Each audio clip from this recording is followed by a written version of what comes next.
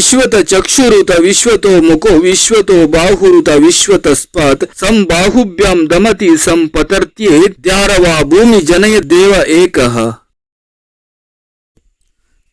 ಮಾನವ ಜನಾಂಗದ ಭವಿಷ್ಯವನ್ನು ರೂಪಿಸಲು ಇದುವರೆಗೆ ತನ್ನ ಪ್ರಭಾವವನ್ನು ಬೀರಿದ ಮತ್ತು ಈಗಲೂ ಕೂಡ ತನ್ನ ಪ್ರಭಾವವನ್ನು ಬೀರುತ್ತಿರುವ ಶಕ್ತಿಗಳಲ್ಲಿ ಧರ್ಮದಷ್ಟು ಪ್ರಬಲವಾದದ್ದು ಮತ್ತಾವುದೂ ಇಲ್ಲ. ವಿಭಿನ್ನ ಮಾನವರನ್ನು ಒಂದುಗೂಡಿಸುವ ಒಂದು ಶಕ್ತಿ ಎಂದರೆ ಆ ಮಹಾಪ್ರೇರಣೆ ಧರ್ಮದ ಮೂಲದಿಂದ ಬಂದಿದೆ. ಒಮ್ಮೊಮ್ಮೆ ಜನಾಂಗ ಅಥವಾ ಬಾಂಧವ್ಯಕ್ಕಿಂತಲೂ ಧಾರ್ಮಿಕ ಬಾಂಧವ್ಯ ಹೆಚ್ಚು ಪ್ರಬಲವಾಗಿ ಕೆಲಸ ಮಾಡುತ್ತೆ. ಒಡ ಹುಟ್ಟಿದವರಿಗಿಂತ, ಒಂದೇ ಕುಲದವರಿಗಿಂತ, ಒಂದೇ ದೇವರನ್ನು ಆರಾಧಿಸುವವರು, ಒಂದು ಧರ್ಮದ ಮೂಲದವರು ಹೆಚ್ಚು ಒಗ್ಗಟ್ಟಿನಿಂದ ಬಾಳುತ್ತಾರೆ. ಈ ಧರ್ಮದ ಮೂಲ ಕೇವಲ ಮಾನವನ ಯುಕ್ತಿಯಲ್ಲ, ಎಲ್ಲವನ್ನೂ ಮೀರಿದ ಯಾವುದೋ ಎಲ್ಲೆಯಲ್ಲಿ ಹುಟ್ಟಿಕೊಂಡಿರುವುದು. ಈ ಧರ್ಮ ಮತ್ತು ಸಂಸ್ಕೃತಿ ಒಂದೇ ನಾಣ್ಯದ ಎರಡು ಮುಖಗಳಿದ್ದಂತೆ. ಧರ್ಮದ ನೆಲೆಯಲ್ಲಿ ಸಂಸ್ಕೃತಿ ಉಳಿಯುತ್ತದೆ, ಸಂಸ್ಕೃತಿಯಿಂದ ಧರ್ಮ ಬೆಳೆಯುತ್ತದೆ.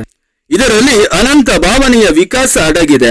ಆರ್ಯ ಸಾಹಿತ್ಯದ ಆಧಾರದ ಮೇಲೆ ಧಾರ್ಮಿಕ ಪ್ರಕೃತಿ ಪೂಜೆಯಿಂದ ಸನಾತನ ಧರ್ಮ ಆರಂಭವಾಯಿತು ಎಂದು ಕೆಲವರು ಅಭಿಪ್ರಾಯಪಡುತ್ತಾರೆ. ಆರ್ಯರ ಅತಿ ಪುರಾತನ ಋಗ್ವೇದ ಸಂಹಿತೆಯಲ್ಲಿ ಪ್ರಕೃತಿ ಆರಾಧನೆಯನ್ನು ನಾವು ಕಾಣಬಹುದು. ಯ ಇಮಾ ವಿಶ್ವ ಭುವನಾನಿ ಜಿಹ್ವ ದ್ರಶಿರ್ಹೋತ ನ್ಯಸಿದತ್ಪಿತಾನಃ ಸ ಆಶಿಷಾ ದ್ರವಿಣ ಮಿಚ್ಚಮಾನಃ ಪ್ರಥಮಾಚ್ಯದವರ ಅವಿವೇಶ. ಇಲ್ಲಿ ವಿಶ್ವಕರ್ಮನ 4 ಅವಸ್ಥೆಗಳನ್ನು ವರ್ಣಿಸಲಾಗಿದೆ.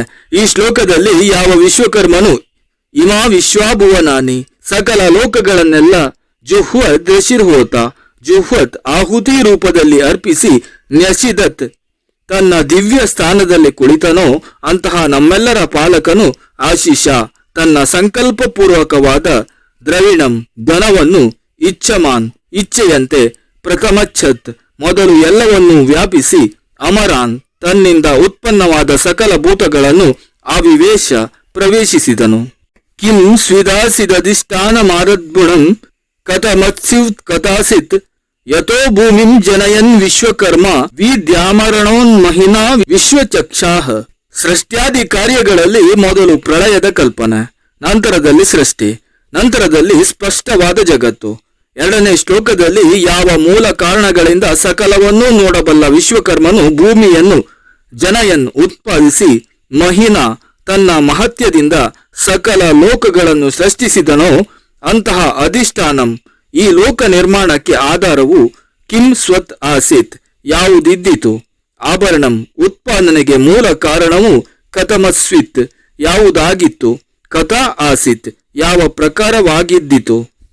3ನೇ ಶ್ಲೋಕದಲ್ಲಿ ವಿಶ್ವತ ಚಕ್ಷುರುತ ವಿಶ್ವತೋ ಮುಖೋ ವಿಶ್ವತೋ ಬಾಹುರುತ ವಿಶ್ವತಸ್ಪಾತ್ ಸಂಬಾಹುಭ್ಯಾಂ ದಮತಿ ಸಂಪತರ್ತ್ಯೇ ದ್ಯಾರವಾ ಭೂಮಿ ಜನಯ ದೇವ ಏಕಃ.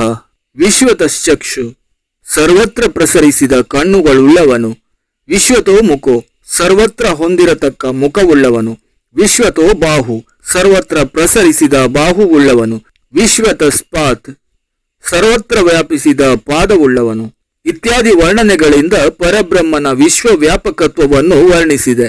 ತನ್ನ ಬಾಹುಗಳಿಂದ ಸಕಲ ಲೋಕಗಳಿಗೆ ಚೈತನ್ಯ ಕೊಡುತ್ತಾ, ತನ್ನ ಪಾದಗಳಿಂದ ಪೃಥ್ವಿಗೆ ಚೈತನ್ಯ ಕೊಡುತ್ತಾ, ದಾವ್ಯ ಭೂಮಿಗಳನ್ನು ಉತ್ಪನ್ನ ಮಾಡುತ್ತಾ ಅದ್ವಿತೀಯನಾಗಿ ಪ್ರಕಾಶಿಸುವ ದೇವನು.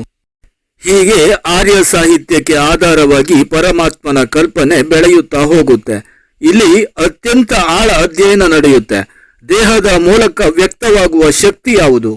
ಆ ಶಕ್ತಿ ಯಾವುದಾದರೂ ಆಗಿರಲಿ, ಅದು ವಸ್ತು ಕಣಗಳನ್ನು ತೆಗೆದುಕೊಂಡು ಮಾನವ ದೇಹವೆಂಬ ಆಕಾರವನ್ನು ಮಾಡುತ್ತಿರುವುದು.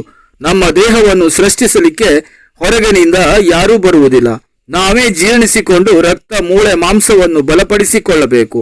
ಇವುಗಳ ಹಿಂದಿರುವ ರಹಸ್ಯ ಶಕ್ತಿ ಯಾವುದು? ನಮ್ಮ ಮೂಲಕ ಕೆಲಸ ಮಾಡುವ ಶಕ್ತಿ ಯಾವುದು? ಆಕಾರವೆಲ್ಲವೂ ಕಣಗಳ ಸಂಯೋಗದಿಂದಲೇ ಆಗಬೇಕು. ಅದು ಚಲಿಸಬೇಕಾದರೆ ಶಕ್ತಿ ಬೇಕು. ವಿಶ್ವವನ್ನೆಲ್ಲ ನಾವು ಏಕ ಎಂದು ಭಾವಿಸಿದರೆ ಅದು ಯಾವುದರಿಂದ ನಿಂತಿದೆ? ಪುರಾತನ ಋಷಿಗಳು ಈ ಬಗ್ಗೆ ಅರಣ್ಯಾಶ್ರಮದಲ್ಲಿ ಚರ್ಚಿಸಿದರು. ಮಾನವನ ಎಲ್ಲ ಆಕಾಂಕ್ಷೆಗಳು, ಭರವಸೆಗಳು, ಸಂತೋಷ, ಏಳಿಗೆ ಎಲ್ಲವೂ ಒಂದೇ ಪದದಲ್ಲಿ ನೆಲೆಸಿದೆ, ಅದೇ ದೇವರು. ಈ ಪದದ ಅರ್ಥ ತಿಳಿದುಕೊಂಡು ಮೊದಲು ಸಾಕ್ಷಾತ್ಕರಿಸಿಕೊಂಡವರು ಈ ಪದಗಳನ್ನು ಮೊದಲು ಸೃಷ್ಟಿಸಿದರು. ಕೋಟ್ಯಾಂತರ ಜೀವಿಗಳು ಇದನ್ನು ಬಳಸಿದರು, ಇದರ ಉಪಯೋಗ ಪಡೆದುಕೊಂಡರು, ಆರಾಧಿಸಿದರು. ಶ್ರೇಷ್ಠವಾದದ್ದೆಲ್ಲ, ಭವ್ಯವಾದದ್ದೆಲ್ಲ, ನಮ್ಮ ಪ್ರೀತಿಗೆ ಪಾತ್ರವಾದದ್ದೆಲ್ಲ ಮಹತ್ವಪೂರ್ಣವಾದದ್ದೆಲ್ಲ ಮತ್ತು ವೈಭವಯುಕ್ತವಾದದ್ದೆಲ್ಲ ದೇವರು ಎಂಬ ಪದದೊಂದಿಗೆ ಮಾನಸಿಕ ಸಂಬಂಧ ಹೊಂದಿದೆ. ಇಂತಹ ಸಂಬಂಧದಿಂದ ಮಹತ್ತರವಾದ ಭವ್ಯ ಭಾವನೆ ಉದಯಿಸುತ್ತದೆ. ಇದನ್ನು ನಾವು ಬಿಡಲು ಸಾಧ್ಯವಿಲ್ಲ. ದೇವರು ಈ ವಿಶ್ವವನ್ನು ಸೃಷ್ಟಿಸಿದನು ಅಂದರೆ ಏನೂ ಅರ್ಥವಾಗುವುದಿಲ್ಲ.